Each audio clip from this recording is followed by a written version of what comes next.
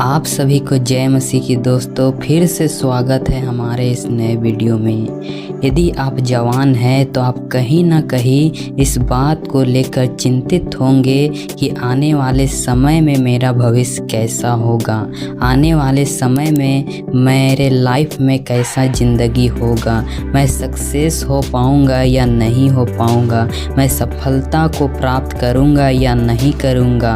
आप कहीं ना कहीं इन बातों के सोच में अवश्य ही होंगे।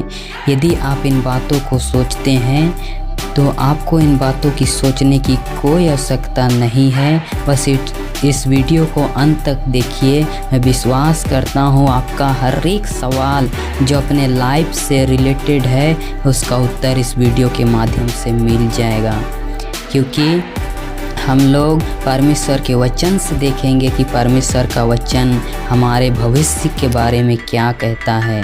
तो आइए हम अपने इस वीडियो को शुरू करते हैं।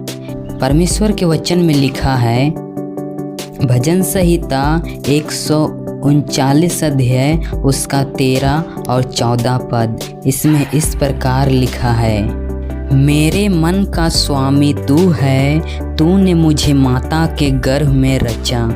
मैं तेरा धन्यवाद करूँगा इसलिए कि मैं भयानक और अद्भुत रीति से रचा गया हूँ। तेरे काम तो आश्चर्य के हैं। इस जगह में दाऊद राजा परमेश्वर से कहते हैं, तूने मुझे मेरे माता के गर्भ में ही रचा है। तेरे काम बहुत ही आश्चर्यजनक है।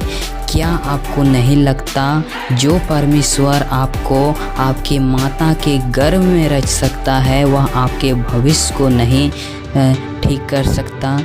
जो परमेश्वर आपके माता को चुन सकता है आपके लिए, क्या आपको विश्वास नहीं कि परमेश्वर आपके भविष्य को भी चुन सके? आप विश्वास कर सकते हैं क्योंकि परमेश्वर ने हमें अपने माता के गर्भ में ही रचा है। आइए हम परमेश्वर का एक और वचन पढ़ते हैं।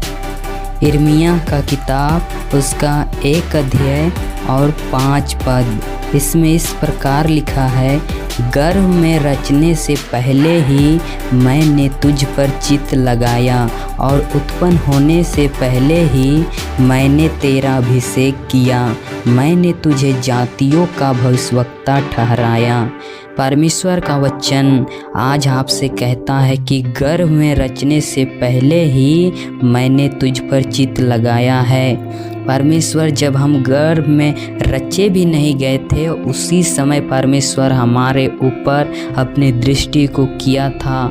जरा सोचिए, परमेश्वर जब हमारा उत्पन्न भी हम नहीं हुए थे उसी समय से परमेश्वर हमें जानते हैं। तो क्या परमेश्वर हमारे लिए एक अच्छा भविष्य को नहीं दे सकते हैं? दे सकते हैं। आप बेखौफ हो जाइए कि हमारा भविष्य कैसा होगा, मैं तरक्की कर पाऊँगा या नहीं, आगे चलकर मेरे साथ क्या होगा, नौकरी मुझे चाहिए। इन सारी बातों को यदि आप सोचते हैं तो इनको अपने मन से निकाल दीजिए, क्योंकि शैतान इन सारी बातों को आपके मन में लाता है ताकि आप परमेश्वर में आगे ना बढ़ सके।